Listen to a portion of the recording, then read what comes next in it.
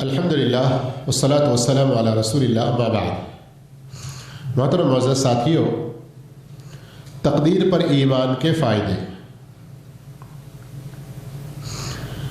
اگر کوئی آدمی تقدیر پر ویسے ہی ایمان لاتا ہے جیسے اللہ ہم سے چاہتا ہے تو پھر تقدیر کے بہت سارے فائدے حاصل ہوں گے۔ پھر ایک مرتبہ دہراتا ہوں، جملے کو یاد رکھیں، صرف ایک لفظ یاد نہ رکھیں، فائدے بہت ہیں۔ اس سے پہلے والا جملہ بھی یاد رکھنا ہے، اس لیے پورا دہراتا ہوں۔ اگر ہم تقدیر پر ویسے ہی ایمان رکھتے ہیں جیسے اللہ ہم سے چاہتا ہے تو ہم تقدیر پر ایمان کے بہت سے فائدے حاصل کر سکتے ہیں۔ ہم تقدیر پر ایمان کے فائدے پڑھتے ہیں، پھر دیکھتے ہیں ہماری زندگیوں میں کہ وہ فائدے ہم کو حاصل نہیں، اور ہم تو مسلمان ہیں۔ لیکن اصل جو نقطہ ہے، قرآن مجید میں بھی بار بار جیسے مختلف موقعوں پر کہا جاتا ہے، انتم الاعلون ان کنتم مؤمنین، تم ہی سربلند رہو گے، تو یہ بات تو یاد رکھتے ہیں، لیکن ان کنتم مؤمنین، جیسے ایمان کا تقاضا ہے ویسا ایمان ہم اپنائے ہیں کیا؟ ہم اپنا یہ جائزہ لینے کی کوشش نہیں کرتے ہیں۔ رمضان کا مبارک مہینہ گزر رہا ہے، رمضان کی بے شمار فضیلتیں ہیں، رمضان کی بہت ساری خیر و برکتیں ہیں، لیکن اس کو حاصل کرنے کے لیے ہم کچھ کر رہے ہیں؟ اگر کریں گے تو انشاءاللہ وہ برکتیں ہم پا سکتے ہیں۔ سمجھ میں آ رہی بات؟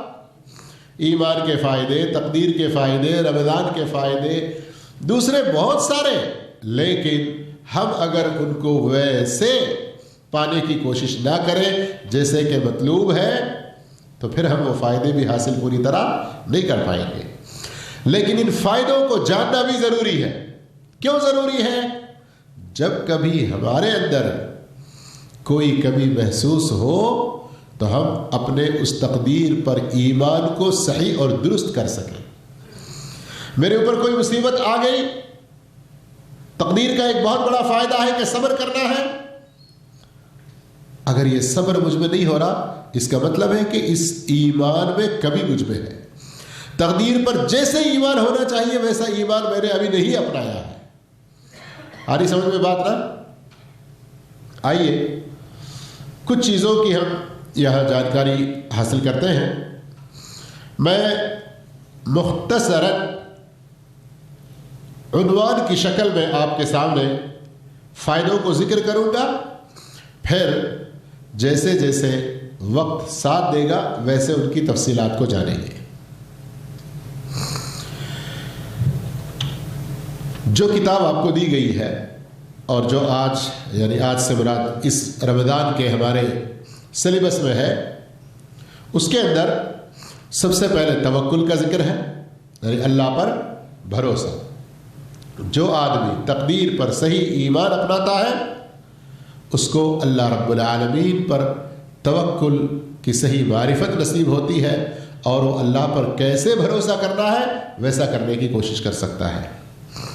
دوسری چیز، اللہ رب العالمین کے ساتھ حسن ظن، اللہ کے ساتھ جس اچھی اور بڑی اور پختہ امید کے ساتھ ہم کو اپنی زندگی گزارنا ہے وہ انسان کو نصیب ہو سکتا ہے اگر تقدیر پر ایمان صحیح ہو۔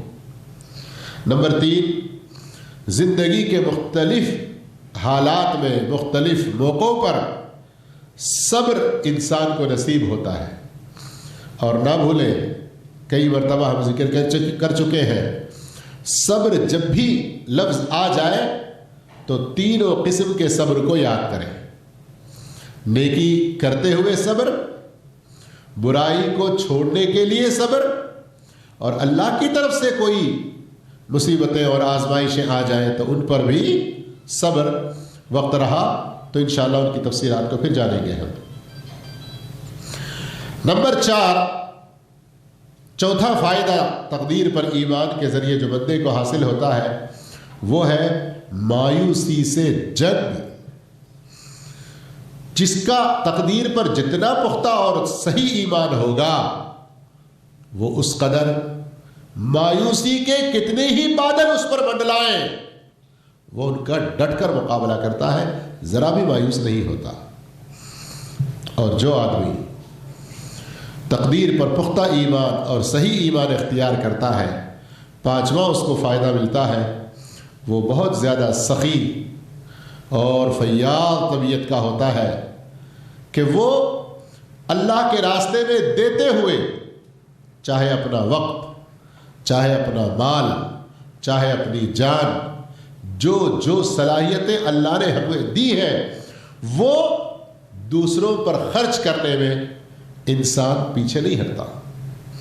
عام طور پر سخاوت کی بات آتی ہے، فوراً ہمارا ذہن ایک محدود معنی کی طرف چلا جاتا ہے، پیسہ، روپیہ، مال، دولت کی شکل میں کوئی سخاوت نہ۔ سخاوت مختلف قسموں میں ہے، مختلف اس کی شکلیں ہیں۔ اس لیے میں نے ایک مختصر لفظ کیا استعمال کیا، اللہ نے آپ کو جس نعمت سے نوازا، اللہ نے آپ کو جس صلاحیت سے نوازا، جو ہنر و فن آپ کے پاس ہے، آپ پر واجب ہے اس کا آپ صدقہ کریں، آپ سخاوت کے ساتھ کام لیں۔ اب میرے ان 4 لفظوں کو آپ یاد رکھیں گے، جو بھی نعمت آپ کے پاس، جو بھی صلاحیت آپ کے پاس، جو بھی ہنر و فن آپ کے پاس ہے، آپ اس میں سے صدقہ کرنا ہے، آپ سخاوت کرنا ہے، آپ اپنے ہنر کے مطابق لوگوں کے کام آنا ہے، لیکن اس موقع پر آپ اللہ کی رضا چاہتے رہنا کہ اللہ نے آپ کو یہ صلاحیت دی، میں اگر کسی پر خرچ کر رہا ہوں تو میرا اپنا کیا میں دے رہا ہوں۔ اس لیے یہ بہت بڑی، اس لیے آپ لوگ ایک لفظ سنے ہوں گے سخاوت کے الفاظ ڈکشنری میں بھی آپ دیکھیں تو ایک لفظ ملتا ہے سخاوت نفسی۔ تو یہ کیا ہے؟ اللہ اکبر، جنگ تبوک کا واقعہ آپ کو یاد ہوگا کہ جس کے پاس جو کچھ ہے لا کر جمع کر رہا ہے، کسی کے پاس کچھ نہیں، تو دن بھر محنت کر کے چند کھجوریں اس کو مل رہی ہیں مزدوری میں، وہ لا کے اللہ کے رسول صلی اللہ علیہ وسلم کے پاس جمع کر رہا ہے۔ اور ایک صحابی ایسے بھی تھے کہ کچھ بھی نہیں تھا ان کے پاس، رات میں سوتے ہوئے اللہ سے یہ دعا کی، اے اللہ میں اپنی عزت کو، میں اپنے نفس کو مسلمانوں کے لیے صدقہ کرتا ہوں کہ جس کسی نے کوئی گالی دی، جس کسی نے میرے بارے میں کچھ برا سوچا، میں ان سب کو تیری رضا کے لیے معاف کرتا ہوں، میرے پاس سوائے اس کے کوئی نہیں ہے۔ یہ سوتے ہوئے اپنے بستر پر دعا کر رہا ہے، اللہ آسمان سے وہی بھیجتا ہے، اپنے نبی کو خبر دیتا ہے، اور اللہ کے رسول صلی اللہ علیہ وسلم فرماتے ہیں وہ کہاں ہے جس نے اپنی عزت کا اور اپنے نفس کا صدقہ کیا ہے۔ آپ اس واقعے کو ہماری یہاں سے چھپی ہوئی کتاب میں بھی پڑھ سکتے ہیں۔ خلاصہ کلام یہ ہے میرے بھائیوں، چونکہ ذرا اس پر کچھ تھوڑی سی وضاحت کی ضرورت تھی تو اس پر بات لمبی ہو گئی۔ تقدیر پر صحیح ایمان اور پختہ ایمان اختیار کریں گے تو انسان بہادر بنتا ہے، کمزوری، بزدلی اس کے قریب نہیں ہوتی، اس لیے کہ تقدیر پر اسے کامل ایمان ہے۔ اور یہ تو چند نکات اور پوائنٹ کی شکل میں آپ کے سامنے فائدے گنائے گئے، اور سخاوت کی بات آئی تو تھوڑی سی ہم نے وہاں اس کی وضاحت کر دی، لیکن اگر ہم ہمارے معاشرے کے اعتبار سے دیکھیں گے تو میرے بھائیوں، تقدیر پر ایمان جس کا جتنا زیادہ صحیح اور پختہ ہوگا وہ اتنا توحید پر جمع رہے گا، شرک سے بیزار ہوگا۔ جو تقدیر پر ایمان پختہ رکھتا ہے اور کسی مصیبت میں ہے، وہ اللہ ہی سے اپنی مصیبت کے دور ہونے کے لیے دعائیں کرتا ہے، گڑ گڑاتا ہے، کسی اور کے درگاہ پہ اپنے ماتھے کو نہیں پٹکتا۔ جو کہ جتنا زیادہ تقدیر پر ایمان میں پختہ ہوگا، شادی ہوئے کتنے ہی سال اس کے گزر جائیں، اللہ ہی سے وہ اولاد مانگتا رہتا ہے، اور جو اللہ نے اجازت دی جائز علاج و معالجہ، وہ سبب اختیار کرتا ہے اللہ سے پوری امید کے ساتھ، لیکن کبھی کسی بابا اور کسی فقیر و درویش کے تعویذوں کو پہن کر شرک کا مرتکب نہیں ہوتا۔ اس طرح مثالوں کے ساتھ ہم بتاتے جائیں تو بہت ساری باتیں ہوں گی، لیکن ایک اور بات کہ انسان جس قدر زیادہ تقدیر پر ایمان پختہ کرے گا، اسی قدر اچھے اخلاق کو اپنائے گا، برے اخلاق سے وہ دور رہے گا۔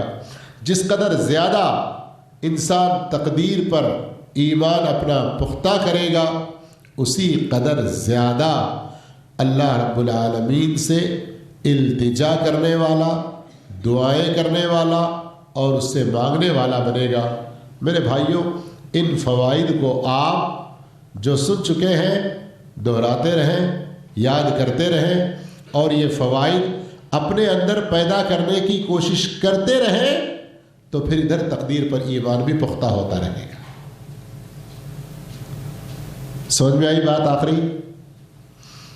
آخری بات سمجھ میں آئی؟